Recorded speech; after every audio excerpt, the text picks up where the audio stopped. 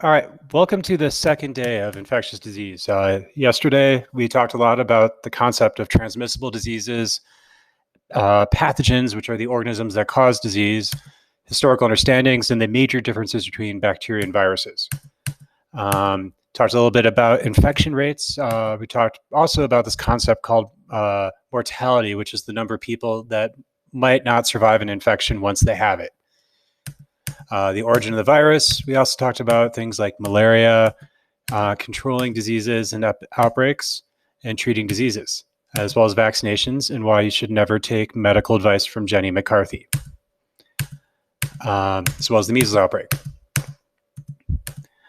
So to pick up, we're going to first talk about this thing that normally is talked about in more detail called antibiotic resistance. If you imagine this group of dots here represents bacterial colonies. Antibiotics only kill bacteria. Remember, they don't kill viruses.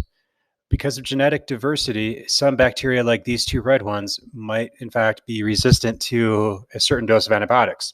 So if you give them antibiotics, as you can see, you wiped out most of the colony except for the two that were antibiotic resistant, which will then populate and rebuild the next population. And as you see, this is very, because bacteria have such a quick regeneration time, bacteria can become resistant to antibiotics very easily. Here's another diagram explaining it called stabilizing. This shows you stabilizing selection, where this bottom axis would be tolerance to an antibiotic. And as you see, it shifts to becoming more tolerant. The major causes of this are overuse and misuse of antibiotics in humans, particularly people that take antibiotics when they don't need them, or even worse, when someone doesn't finish their antibiotic prescription to save money because doctor's appointments are expensive. Yes, medical appointments are expensive, but the entire bottle is intended to wipe out the entire bacterial colony. Another thing that can cause it is this thing called bacterial conjugation. Over here, you see this bacteria has two sets of genes, one that includes a bit of information that we'll just say hypothetically makes it antibiotic resistant. If this bacteria encounters another bacteria, even one of a different species, they can swap DNA, and that process is called conjugation. And as you can see, this bacteria now has developed antibiotic resistance as well. One way to think about it is it's like you sharing notes. Third culprit is actually feedlots for growing meat. From an economic perspective, the U.S. does feedlot a lot of our beef, and in doing so, we keep cost of meat a lot cheaper than other countries. The dilemma is to keep that many animals crowded together increases risk of infectious disease, so they often add antibiotics to a lot of feed. Additionally, things like cows don't digest corn as well as grass, so when we feed cows corn to fatten them up, we have to include antibiotics or it increases production of bacteria in them like E. coli. Viral resistance works the same as antibiotic resistance. A good example of viral resistance, if someone is HIV positive but managing it well with antivirals, if they go off their medication for a few days, it is actually possible for the virus to mutate during that time and the medication they were on to no longer work as effectively. When we're dealing with epidemics, one important thing to know is prevention is easier. And this is why countries like the US and China and other developed countries often put a lot of money into. All right. Sorry, my mic cut out for a second there. So I left off with talking about how important funding prevention is. Prevention is providing things like education or other barriers to transmission of disease. That includes testing and availability of treatment.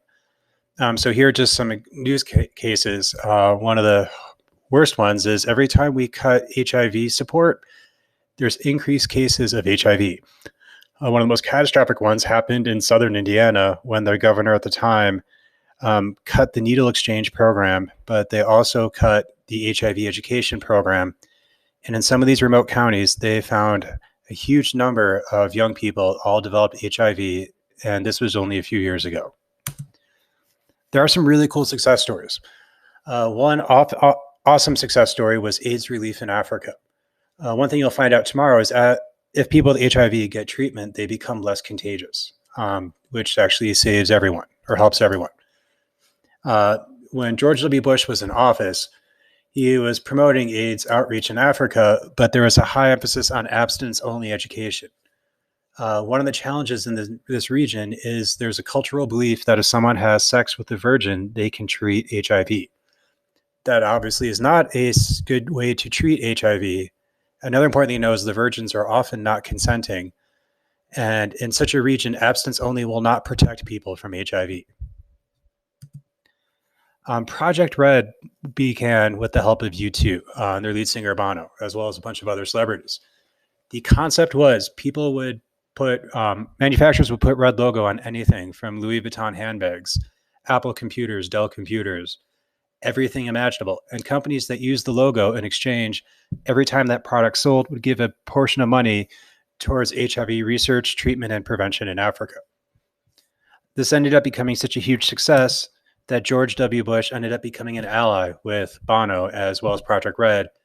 And now they're international representatives promoting access to cheaper HIV medication in these parts of Africa as well as around the world, increased availability of testing, as well as education to the public. Another awesome success story is the Carter Center. This was started by President Jimmy Carter. One of their goals was to prevent guinea worm infections in tropical regions around Guinea. The dilemma with these regions is the egg actually, when it hatches, gets into the person's body. They drink the egg when it's microscopic, and this is them removing the worm, which can be several feet long. These wounds are debilitating, and they can lead to horrible infections. So this shows you what treatment looks like for this disease. This is prevention. These little mesh fabric squares are put over the jug of water, and when they pour water through, the mesh catches the eggs and the water is safe to drink on the other side. Since they started doing this, there has been no additional cases in these regions of guinea worm. And you can see this prevention is a whole lot cheaper than that treatment. Now back to COVID-19, we don't know much about it because we haven't been doing much testing, especially in the United States. We also don't have a vaccination, which is one of our prevention options. So currently what we're doing are encouraging cluster studies and social distancing. You'll hear more about the spring break group in a second. Cluster studies involve finding new infections by basically tracing it backwards like a wildfire or spill. So these are done with things as well like HIV. So in this case, this is actually a map showing social contacts of people exposed to HIV. And the way it works is this. If this person right here found out they were HIV positive, someone from the Department of Health would contact them and see who else they'd been in contact with. And then they map it forwards and backwards. The goal here is not to assign blame for who is responsible for giving who the infection. The reason they're doing that is if they can, say, get a hold of this group of people, they can possibly stop them from spreading it to others. You're going to see what happens when people like college students ignore cluster studies going forward. But these are highly effective, especially when the number of cases is low. Another term from epidemics to know with COVID is considered a pandemic. When it was just in China, it was considered an epidemic because it was a local outbreak. Something becomes a pandemic when it comes spread around the world like COVID-19 has. Testing, one important thing to know is currently there's a shortage of tests in the US.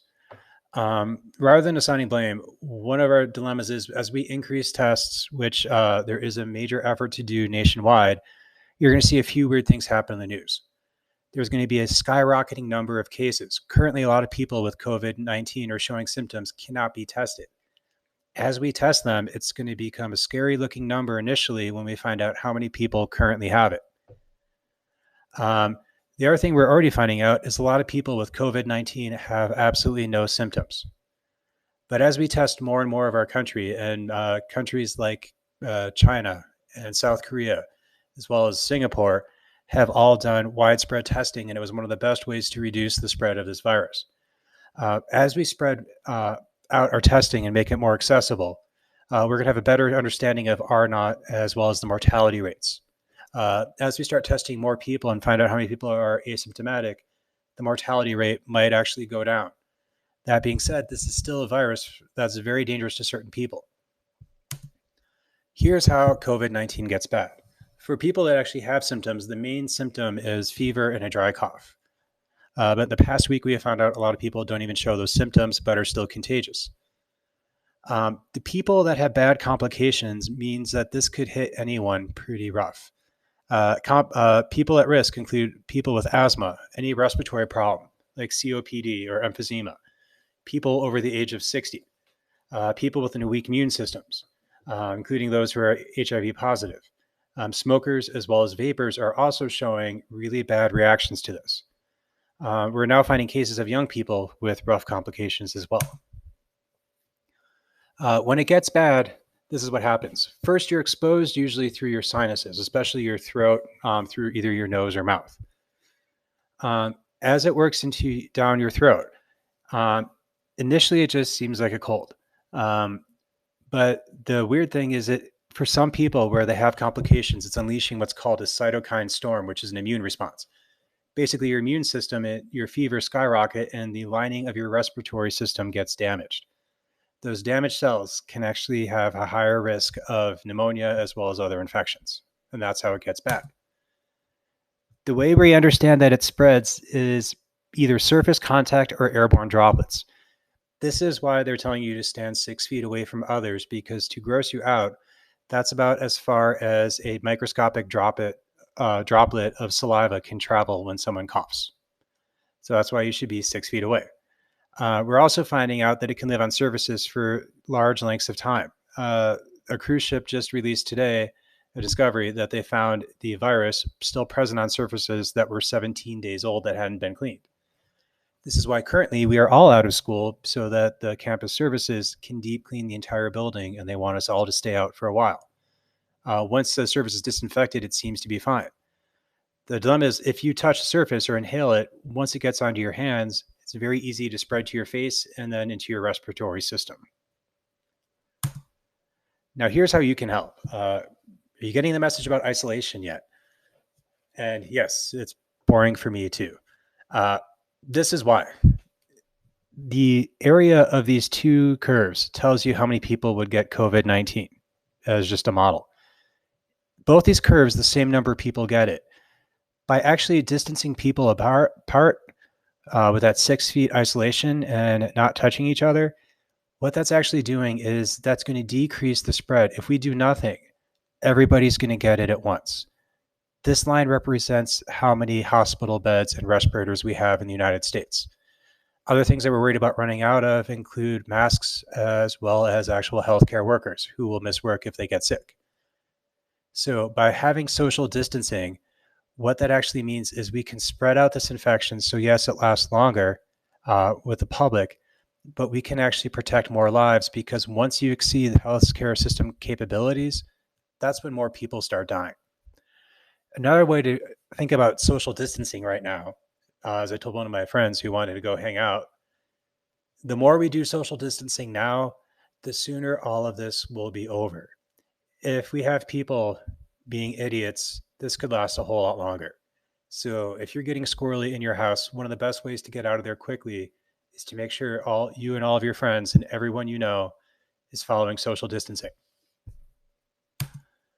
But there are other ways you can help. First of all, be better than the adults I'm about to show you in the last video. Another thing is stay isolated.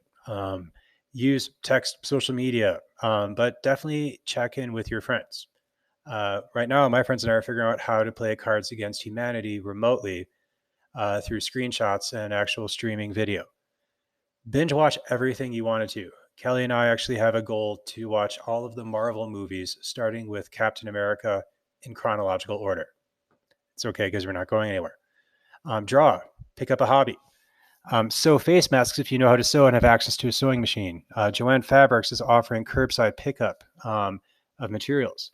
One awesome thing in Fort Collins is so many people are currently sewing face masks in case we run out of them for healthcare workers and EMTs and paramedics, that Joanne Fabrics is actually currently out of this little bit of elastic.